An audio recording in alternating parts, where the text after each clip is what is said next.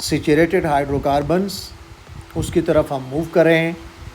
Properties of alkanes, saturated hydrocarbons, ठीक है। अब फिज़िकल प्रॉपर्टीज़ में हम दो प्रॉपर्टीज़ पढ़ते हैं, फिज़िकल प्रॉपर्टीज़ और केमिकल प्रॉपर्टीज़। फिज़िकल प्रॉपर्टीज़ में जो मेल्टिंग बॉइलिंग पॉइंट्स हैं, सॉल्युबिलिटी है, डेंसिटी है, वगैरह वगैरह, इतने डिटेल से हम नहीं जाएंगे। अल्केन्स की they are insoluble in water, ठीक है, they are insoluble in water, या sometime we can say lower alkane, जिस तरह मीथेन एथेन है, are slightly soluble in water. It's up to you कि स्लाइटली सॉल्युबल का कॉन्सेप्ट याद रखें सिर्फ मीथेन और इथेन के लिए, जो लोअर अल्केन्स हैं।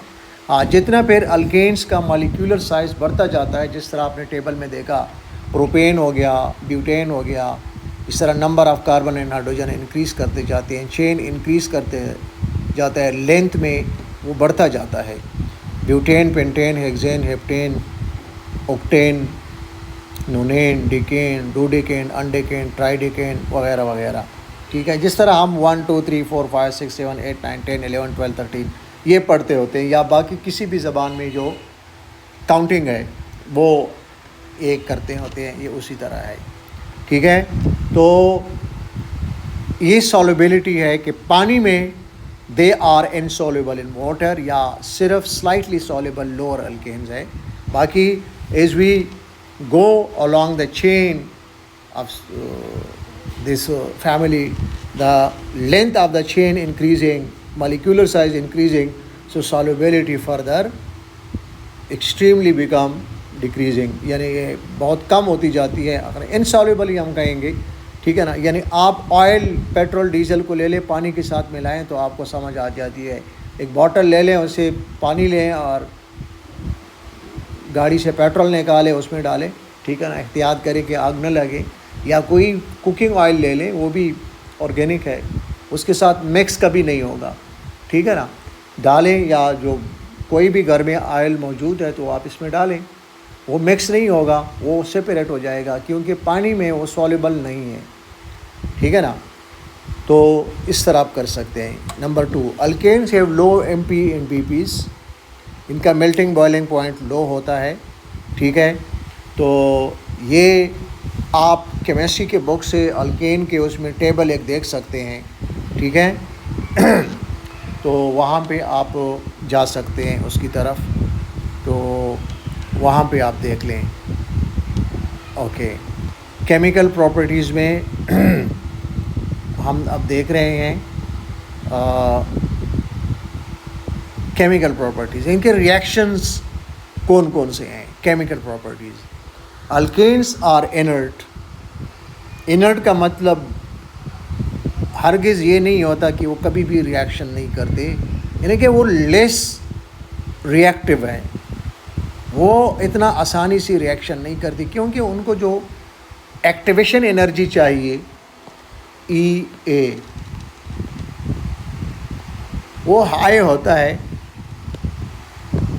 क्योंकि because of the strong covalent non polar covalent bonds. ये लफ्ज़ नॉन पोलर का मैं बॉन्डिंग में इंशाल्लाह इसका बताऊंगा, अभी ये टाइम नहीं है कि हम पोलर और नॉन पोलर को एक्सप्लेन करें, ठीक है ना। लेकिन पोलर का मतलब होता है जिसमें पॉजिटिव और नेगेटिव कोई चीज़ हो, ठीक है ना। इसको हम कहते हैं पार्शियल पॉजिटिव और पार्शियल नेगेटिव। ये वो पोल्स हों, डिफरेंट चार्ज पोल्स हों तो उसको पोलर कहते हैं। अगर ये पोलैरिटी ना हो तो इसको हम कहें non polar. Non polar covalent bonds उनकी हाई एक्टिवेशन एनर्जी होती है, तो that's why they are to some extent inert और less reactive, do not react easily. Alkanes, however, readily undergo combustion, burning reaction and substitution reaction with halogens. Substitution आगे हम कर रहे हैं। Combustion तो कंबशन में नंबर 1 यानी ये बर्निंग है, जिस तरह हम आग कहते हैं, बर्निंग या इग्निशन एक दूसरा लफ्ज़ है, इग्निशन एक ही चीज़ है।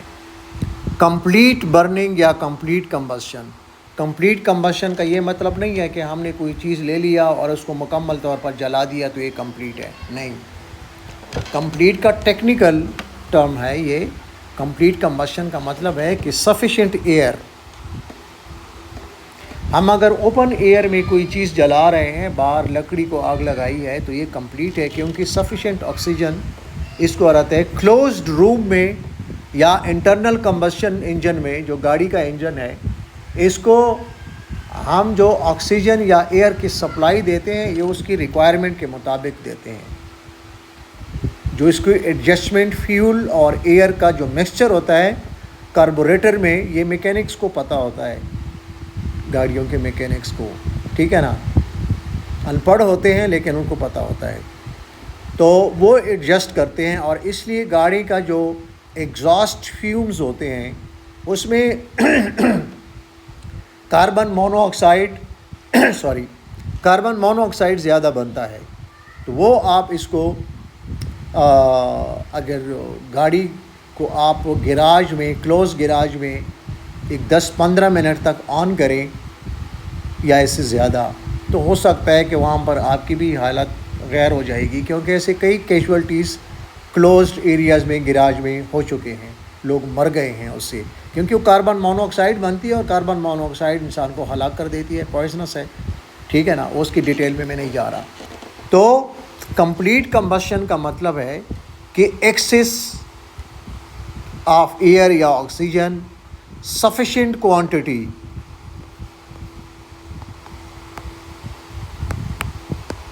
सफिशिएंट ऑक्सीजन या एक्सेस ऑफ ऑक्सीजन, ठीक है। तो इसमें प्रोडक्ट्स क्या बनेंगे, कंबशन प्रोडक्ट्स क्या होंगे, CO2, वाटर। तो CO2 इज़ योर फोकस, इसके ऊपर आप फोकस करें, CO2 के ऊपर। अब रिएक्शंस लिखते हैं।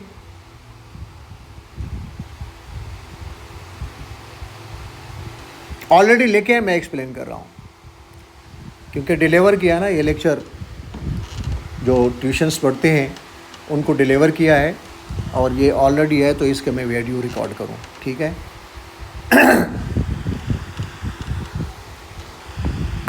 CH4 methane, state symbols possibly better to right.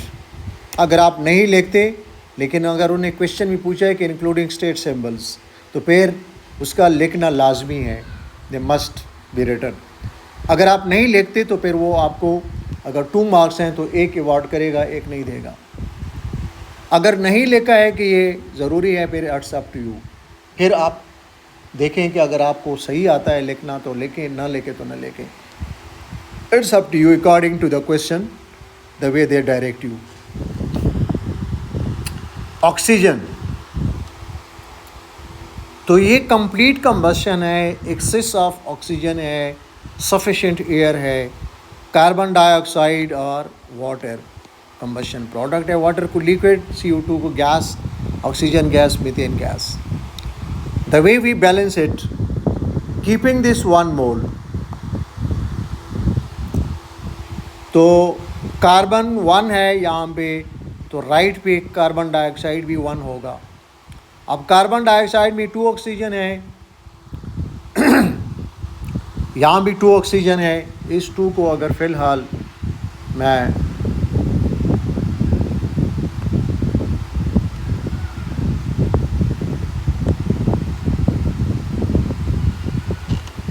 ठीक है ना, इसको इस तरह करूँ, न लिखूँ, तो आपको नज़र आ रहा है, लेकिन चलो मैंने ओमिट कर दिया। अब देखिए यहाँ पे बैलेंसिंग की मैं मेथड करता हूँ, ठीक है। तो 4 हाइड्रोजन है, वाटर को मैं 2 से मल्टीप्लाई करूँ, 2 से, तो 4 हाइड्रोजन हो जाएंगे, ये कोफिशिएंट कहलाएगा।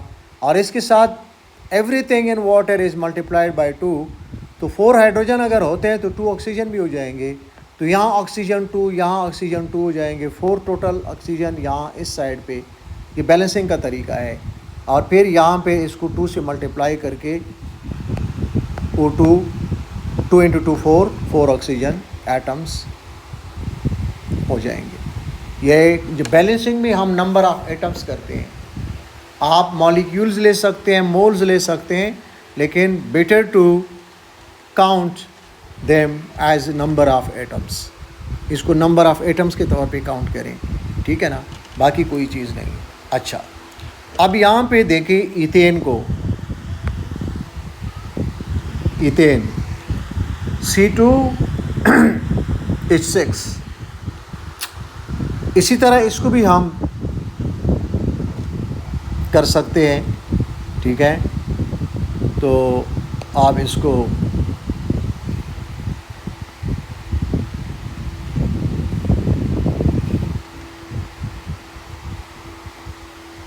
ये मैंने हटा दिया। अब आते हैं बैलेंसिंग की तरफ। देखिए यहाँ पर 6 हाइड्रोजन है, सीधा सीधा वाटर को मैं 3 से मल्टीप्लाई करूँ, तो अब ये ऑलरेडी मैंने मल्टीप्लाई किया है, दोबारा मैं इसको मल्टीप्लाई करूँ, यहाँ लिखूँ, ठीक है। वो नज़र आ गया आपको, 3 नज़र आ गया, तो 6 हाइड्रोजन हो गए और इसके साथ 3 ऑक्सीजन हो गए। अब ऑक्सीजन की तरफ आते हैं। कार्बन है 2, तो CO2 को 2 से मल्टीप्लाई करें, ये 2 से आगे मल्टीप्लाई कर दिया, ये 2 है, मल्टीप्लाई हो गया, ये 2 से मल्टीप्लाई हो गया, तो इसमें 2 कार्बन आ गया, इसमें 2 कार्बन आ गया, ठीक है। लेकिन ये 4 ऑक्सीजन और ये 3 ऑक्सीजन, तो कितने हो गए? 7 ऑक्सीजन हो गए।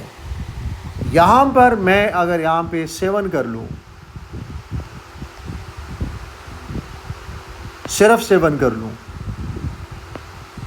तो 7 इंटू 2 14 हो जाएगा। ये गलत है, तो इसको मैं 7/2 करूँगा, 7/2, 2 कैंसिल हो जाएगा, तो ये ऑक्सीजन जो मॉलिक्यूल था, अब ये रहेगा एटम, तो 7 एटम रह जाएंगे ऑन बोथ साइड्स, बैलेंस्ड है। इसको हम फ्रैक्शन में लिखते हैं, लेकिन कभी भी इसको 3.5 नहीं लिखेंगे। ये traditionally this method is been denied कि ये इस तरह नहीं लिखेंगे, लेकिन हम हाँ इसको हम इस तरह फ्रैक्शन में लिखेंगे 7/2 या 7/2, तो 2 कैंसिल हो जाएगा और ये 7 ऑक्सीजन एटम्स रह जाएंगे, ठीक है। वो एक ही बात है, आप इस तरह लिखेंगे, लेकिन अंडरस्टूड है कि ये अगर इसको हम मोल्स कंसीडर करेंगे तो ये 3.5 मोल्स है ऑक्सीजन के। ऑक्सीजन मॉलिक्यूल्स आर 3.5 मोल्स, क्योंकि 7/2 का मतलब होगा 3.5। ये आप अंडरस्टैंड करेंगे, क्योंकि कई बच्चों को हाँ, लेकिन 3.5 लिखेंगे नहीं, ये नहीं होगा कि हम लिखेंगे 3.5, क्योंकि ये traditionally it is been avoided, ठीक है। अच्छा, 3.5 हम करेंगे। अच्छा, 3/7 moles of 7/2 moles of oxygen molecules, 1 mole of this, 2 moles of carbon dioxide, 3 moles of water।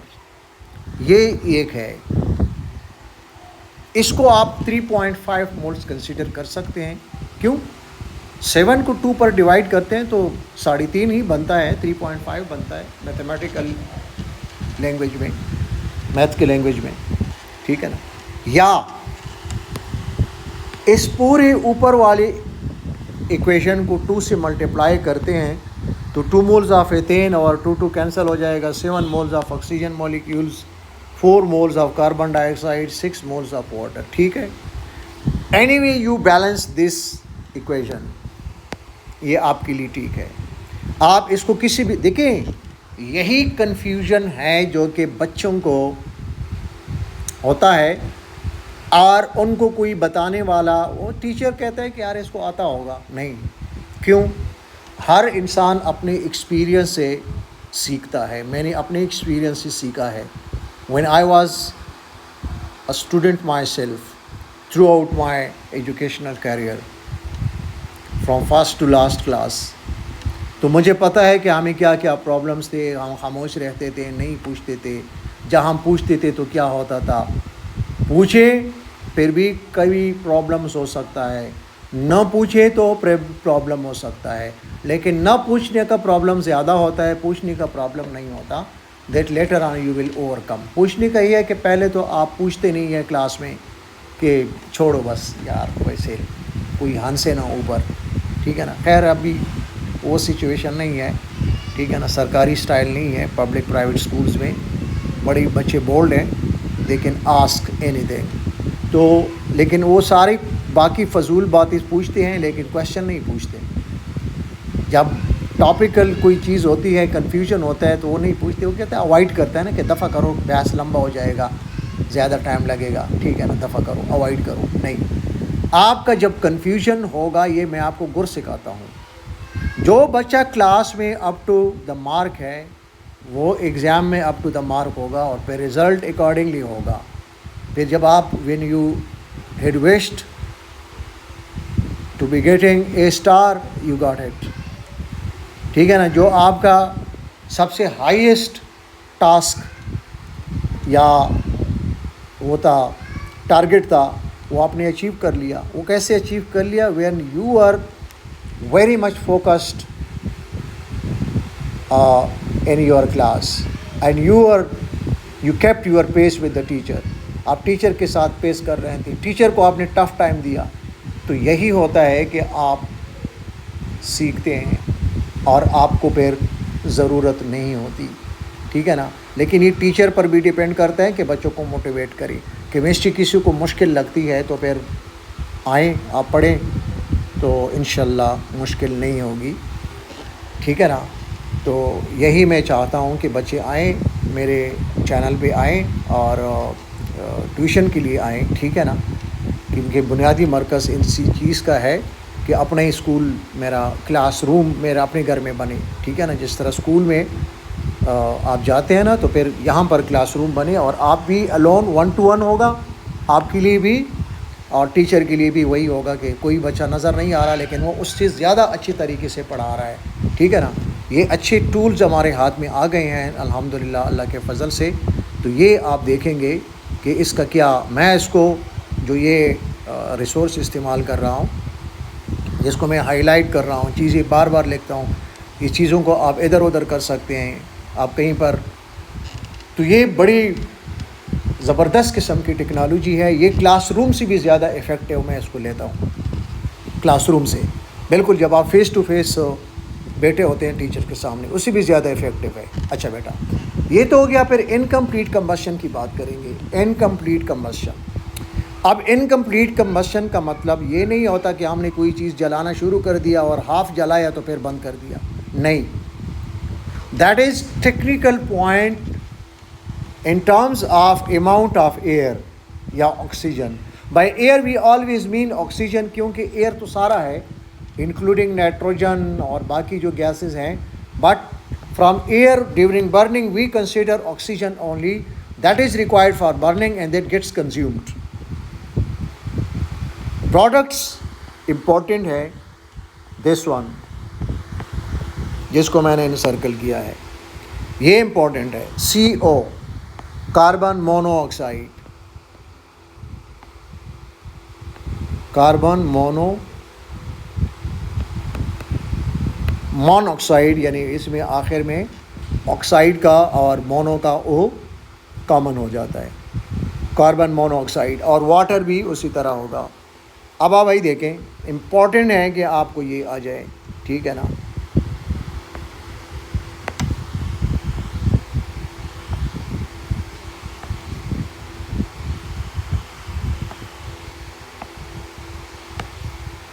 देखें,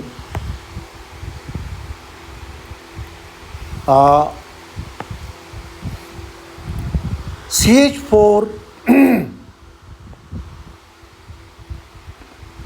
O2 giving C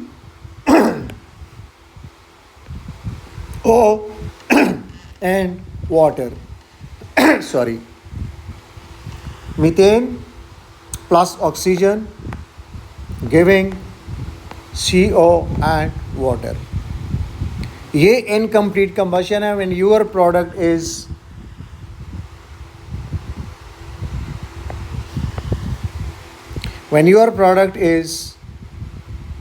carbon monoxide, तो ये जाके होगा।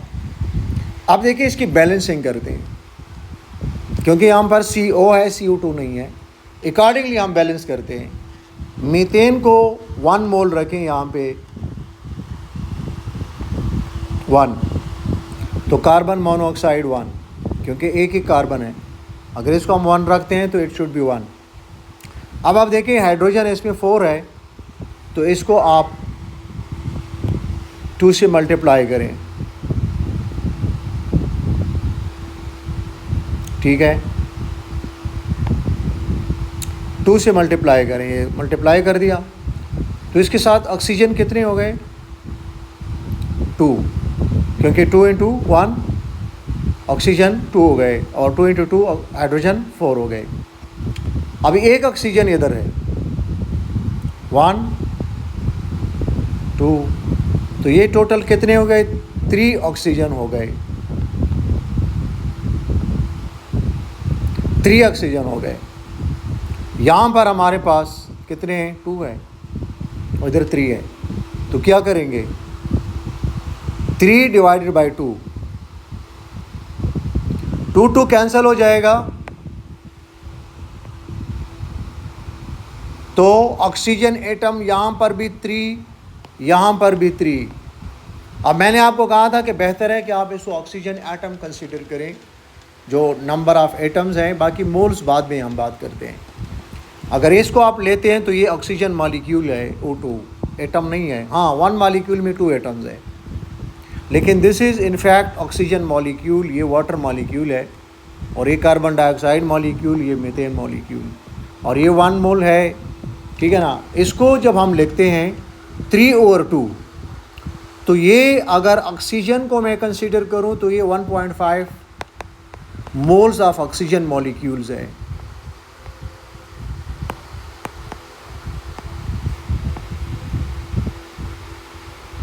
ऑक्सीजन मॉलिक्यूल्स, अगर इसको मैं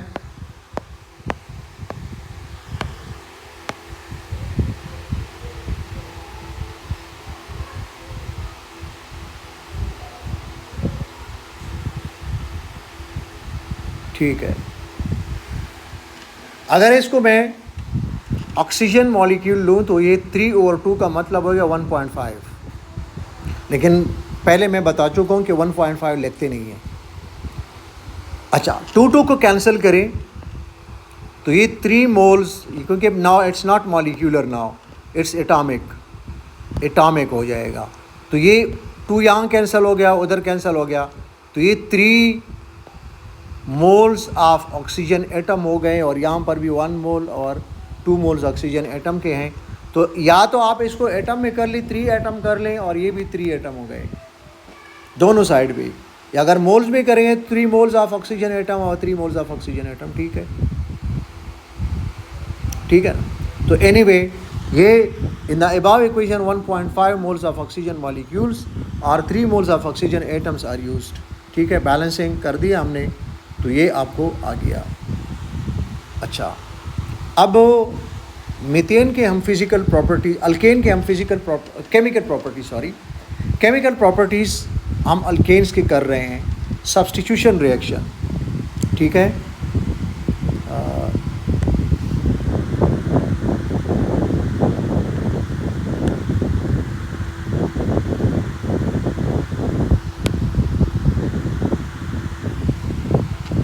ठीक है, substitution reaction,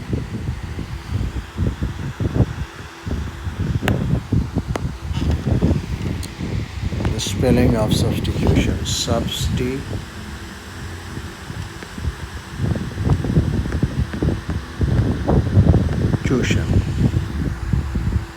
reaction. Substitution reaction क्या होता है?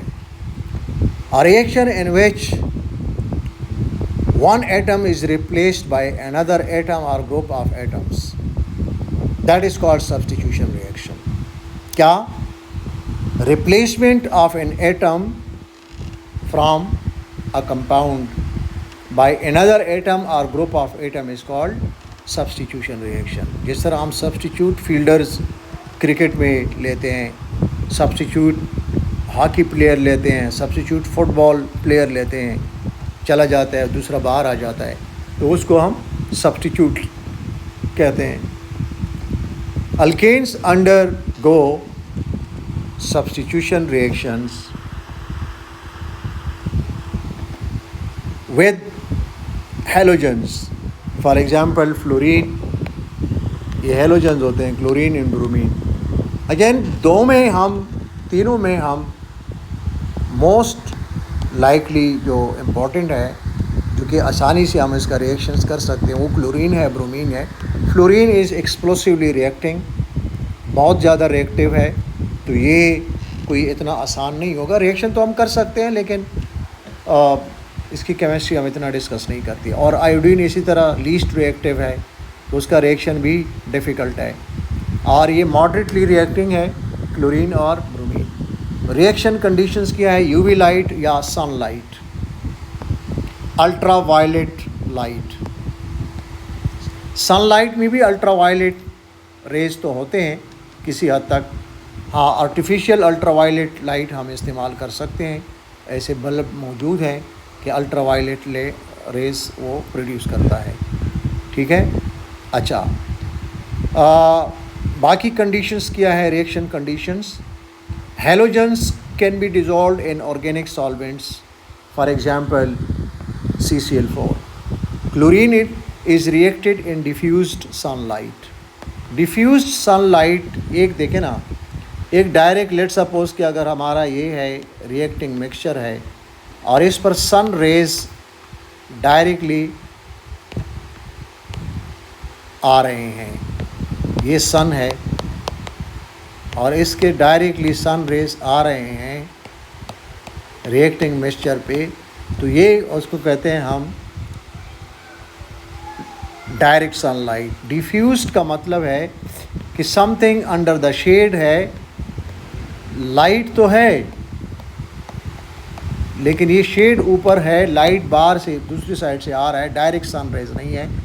जैसे कि हम बिल्कुल अंडर सन खड़े हो जाएं, बाहर धूप में एक्सपोज हो, तो जाहिर है कि अगर किसी दरख्त के नीचे खड़े हो जाएं, और क्या अक्सर साया ढूंढते होते हैं, ठीक है ना, दरख्तों के नीचे गर्मियों में, तो ये होता है डिफ्यूज्ड सनलाइट. समझा दिया मैंने.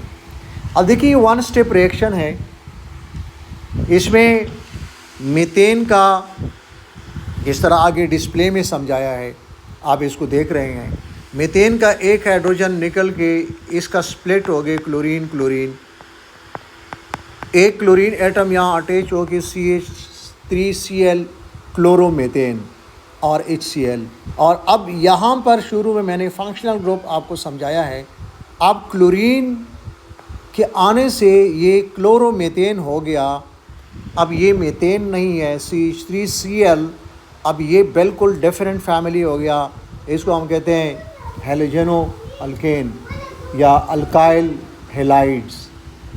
अल्काइल हेलाइड्स या हेलोजेनो अल्केन्स हम इनको कहते हैं.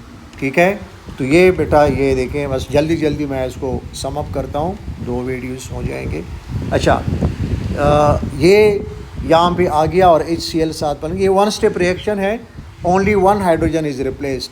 लेकिन मीथेन में पॉसिबिलिटी है there are 4 hydrogen and the reaction goes on chain reaction until when we ensure sufficient supply of chlorine to methane, that is all the hydrogens are replaced and until we get CCl4. ये अब यहाँ पर मैंने display फार्मूले के साथ किया है, ये आप रिएक्शंस देखेंगे.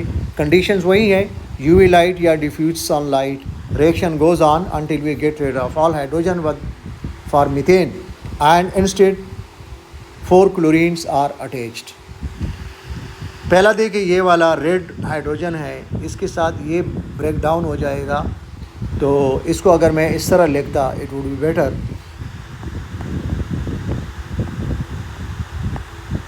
ये टूट गया तो ये यहाँ पे आके अटैक कर गया और ये जो हाइड्रोजन है ये इसके साथ चला गया. It could be shown this way. ठीक है, तो ये क्लोरीन चला गया, इस कार्बन के साथ अटैच हो गया एंड यू गॉट दिस. और ये हाइड्रोजन और ये क्लोरीन आके यू गॉट दिस. ठीक है, एनी हाउ ये उसी तरह आप अंडरस्टैंड कर सकते हैं. तो ये क्लोरोमीथेन हो गया, क्लोरोमीथेन. अब ये एक फंक्शनल ग्रुप है. ठीक है, an atom or group of atom which giving organic compounds new properties. तो पहले 4 हाइड्रोजन्स थी, वो एक चीज़ था. अभी एक हाइड्रोजन की जगह एक एटम आ गया तो इसने एक नई प्रॉपर्टी दी. अब ये ऑयली लिक्विड है मीथेन, ये गैस नहीं है, लिक्विड है. और ये इसकी प्रॉपर्टीज़ फिजिकल केमिकल पूरा ये चीज़ ही डिफरेंट है, बन गया. ठीक है ना, मीथेन से हमने बना दिया तो ये फंक्शनल ग्रुप हो गया, फंक्शनल ग्रुप. ठीक है. इसी तरह नेक्स्ट स्टेप में this one chloromethane further reacts with another molecule and its second hydrogen is substituted by chlorine. 2-chloro यानी डाइक्लोरोमीथेन अब बन गया और HCl इसी तरह हर स्टेप में निकलता है. फिर उसी का डाइक्लोरोमीथेन यहाँ पे थर्ड स्टेप में with another chlorine it reacts. ठीक है, तो ट्राइक्लोरोमीथेन या इसको हम क्लोरोफॉर्म भी कहते हैं, जो कि सर्जरी के दौरान मरीज़ को बेहोश करने के लिए, ठीक है ना, to bring the patient to unconsciousness and then surgery is operated, the patient is operated for that illness. तो उसको बेहोश किया जाता है. Chloroform one of the anaesthetic agent. अब आजकल कौन कौन से इस्तेमाल होते हैं हमारा ये टारगेट नहीं है, ना हम डॉक्टर्स हैं कि वो करें. एनी हाउ ये इन्फॉर्मेशन है, आप ले लें. फिर ट्राइक्लोरोमीथेन को फर्दर लास्ट स्टेप में until we get rid of all hydrogen. ये देखिए chlorine chlorine chlorine, tetra, tetra means 4, chloro chlorine, methane methane, तो ये हो गया CCl4. इसको मैंने डिस्प्ले फार्मूला लिखा है, इट्स अप टू यू. ठीक है, कि ये इसको आप देखें. फिर प्रिपरेशन ऑफ अल्केन्स, ये आगे आप नेक्स्ट वीडियो में कहीं पढ़ेंगे.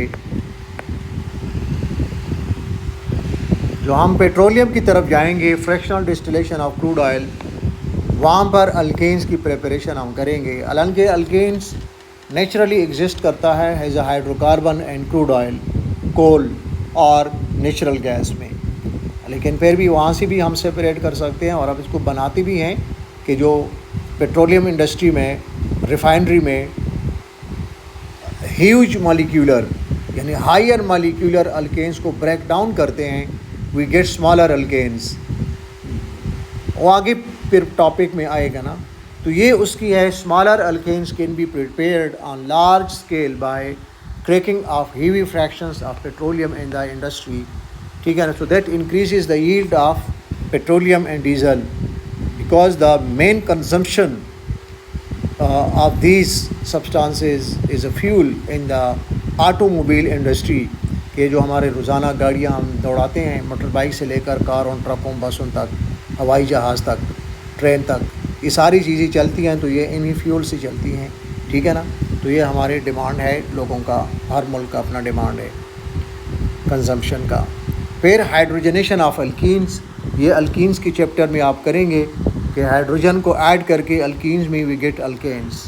ठीक है, अल्केन की यूजेस क्या है, तमाम अल्केन्स मीथेन से लेकर हायर तक, ठीक है ना, जितने हैं ये उस नेचुरल गैस का, फ्यूल का, पेट्रोल का, डीजल का, केरोसिन ऑयल का, जेट फाइटर ऑयल का फ्यूल के तौर पर हम इस्तेमाल करते हैं, सबको हम फ्यूल कहते हैं. कोई सब्सटेंस जिसको हम पोटेंशियली एनर्जी प्रोडक्शन के लिए किसी मशीन में इस्तेमाल करते हैं, किसी इंजन में इस्तेमाल करते हैं, ठीक है ना, और उससे हम हीट एनर्जी लेते हैं, उससे कोई मैकेनिकल काम डिराइव करते हैं, लेते हैं, ठीक है ना, तो उसको हम फ्यूल कहते हैं।